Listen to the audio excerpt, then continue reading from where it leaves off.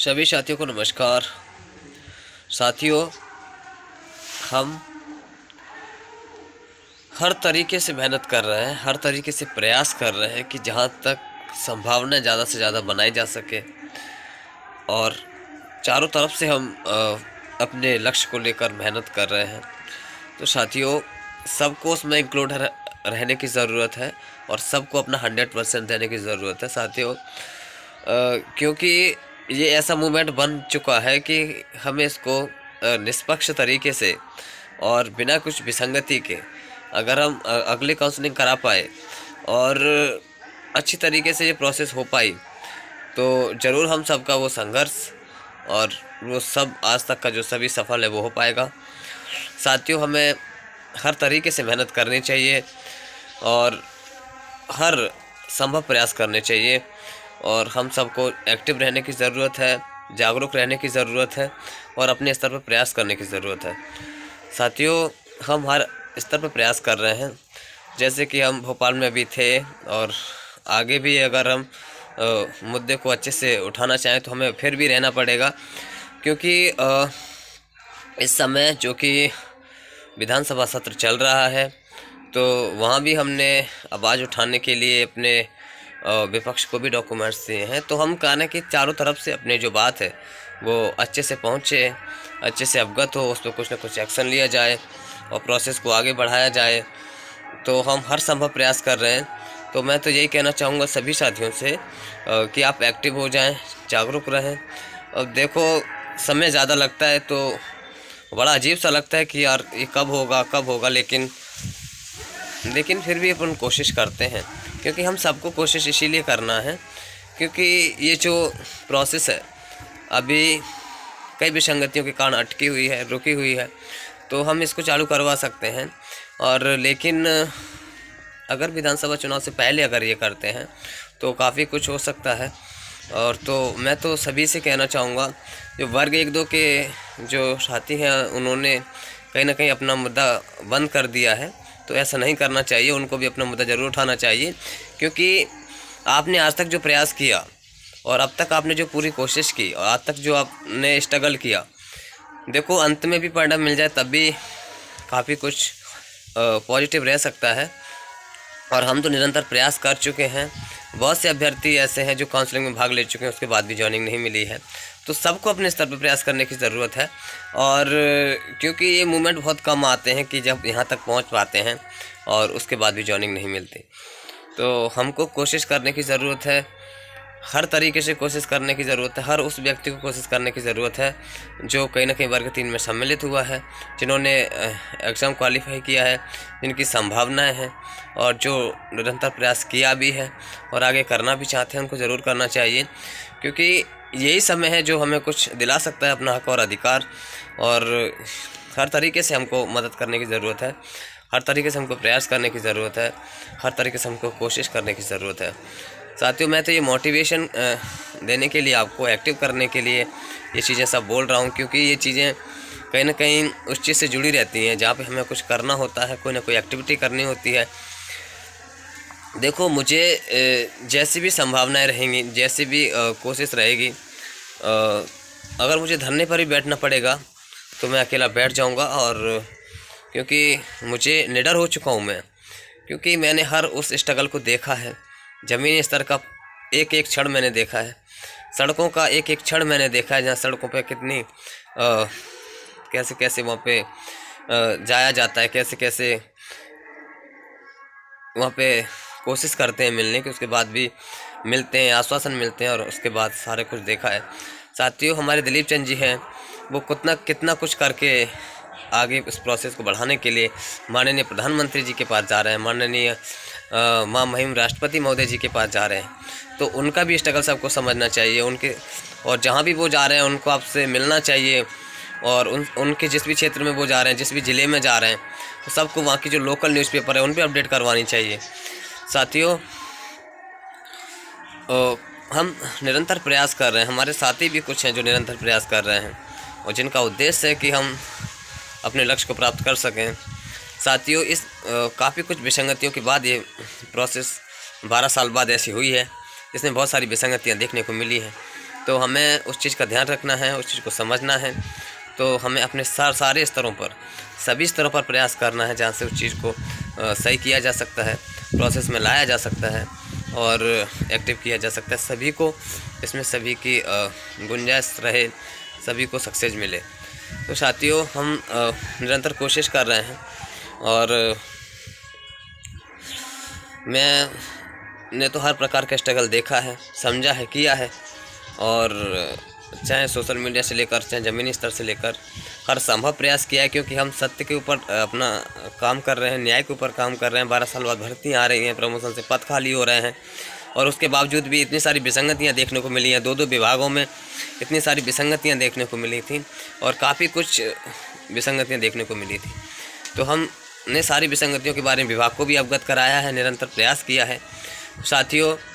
और अब एक नए मोड़ पे हम चल रहे हैं, तो हमें उस पर भी ध्यान देने की ज़रूरत है। और मैं कहना चाहूँगा कि एक वो व्यक्ति जो भोपाल से दिल्ली के लिए साइकिल से यात्रा कर रहे हैं, जो कि एक बहुत बड़ा संदेश है हम सब के लिए और सरकार तक आवाज़ पहुंचाने के लिए, क्योंकि एक ऐसा माध्यम है ये जिसमें बहुत ज़्यादा संघर्ष होता है, बहुत ज़्यादा संघर्ष होता है, जिसको बयान नहीं किया जा सकता। मतलब कितने स्ट्रगल रहते हैं, साइकिल से जाना, ट्रैफिक से बचना, ट्रैफिक में निकल के पहुंचना, खाने पीने की व्यवस्था, रुकने की व्यवस्था, बहुत सारी प्रॉब्लम्स आती हैं साथियों। ये प्रॉब्लम भोपाल में रहकर भी आती हैं।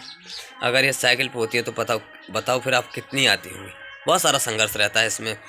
तो ऐसे जो संघर्षशील व्यक्ति हैं उनको देखकर तो आप मोटिवेट होइए कम से कम, और अपने अपने ज़िलों में, जिस भी ज़िले में जा रहे हैं उनको ज़रूर सहयोग करिए, उनके साथ मीडिया पे अपडेट करवाइए, क्योंकि हर ज़िले में अपडेट होगी चीज़ें तो पता चलेगा कि कहाँ से कहाँ तक पहुँची है। सारी चीज़ों को अवगत कराना है, हम सबको साथ देने की ज़रूरत है साथियों। हम हर तरफ से प्रयास कर रहे हैं, हर तरफ से कोशिश कर रहे हैं कि हम उस मुद्दे को बरकरार रखें, सही तरीके से उसको करवा सकें, और जो अपने हक और अधिकार से वंचित रह गए हैं उनको हक और अधिकार दिला सकें, अपने हक का ले सकें।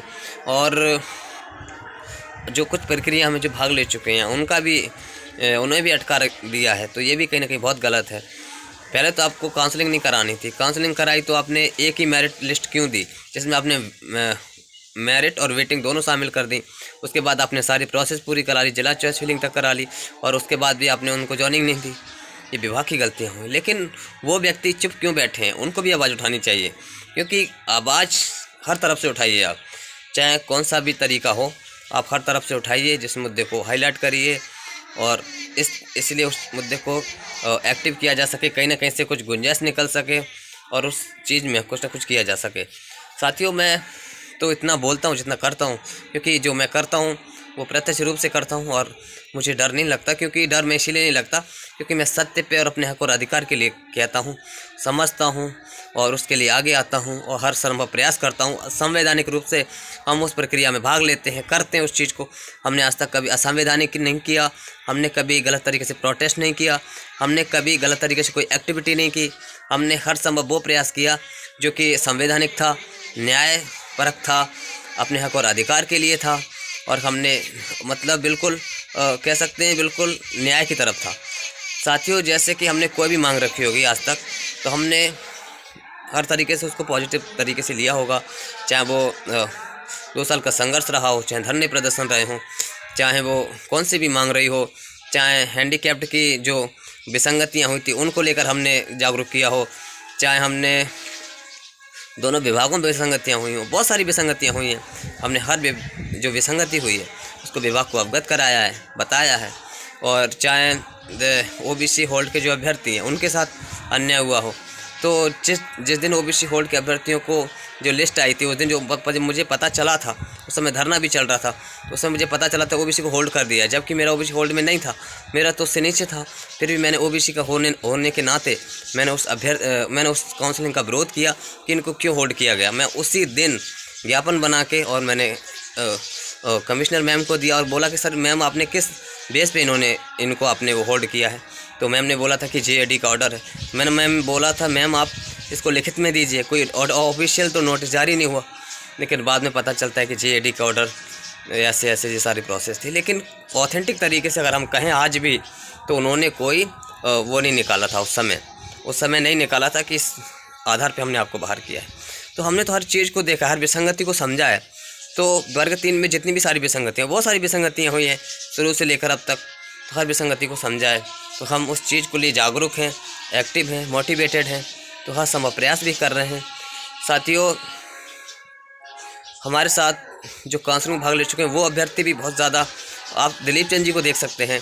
उन्होंने अपने 6 महीने का जो साइकिल यात्रा का जो भ्रमण था, वो इस काउंसलिंग प्रक्रिया में भाग लेने के चक्कर में उन्होंने जो वर्ल्ड रिकॉर्ड बनाने वाले थे, जो स्ट्रगल करके अपना एक बहुत बड़ा लक्ष्य प्राप्त करने वाले थे, उन्होंने उसको बीच में रोका।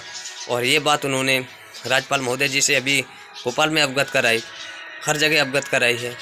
तो सोचने वाली बात है, इस वर्ग 3 में कितने लोगों के सपनों का चकनाचूर हुआ है, कितने बड़े बड़े जो टारगेट थे वो पूरे नहीं हो पाए हैं। साथियों, सब कोशिश कर रहे हैं, साथी सब मेहनत कर रहे हैं, सबको करना चाहिए और सबको अपने पूरा 100% देना चाहिए। साथियों, मैं तो यही कहना चाहूँगा, सभी को जागरूक रहने की ज़रूरत है। अपने अपने हक के लिए आप आ सकते हैं, मांग सकते हैं, और ये अंतिम मूवमेंट है। अभी कर लिया तो कर लिया, लोकसभा चुनाव के बाद संभावनाएं शून्य हो जाएंगी और उसके बाद कुछ नहीं हो सकता। इसीलिए मैं कह रहा हूँ, अभी आप जिस भी मुद्दे को उठा के कर सकते हैं वो उठाइए। कौन सा भी मुद्दा हो वर्ग 3 से लेकर, उस मुद्दे को आप हाईलाइट करिए, उठाइए।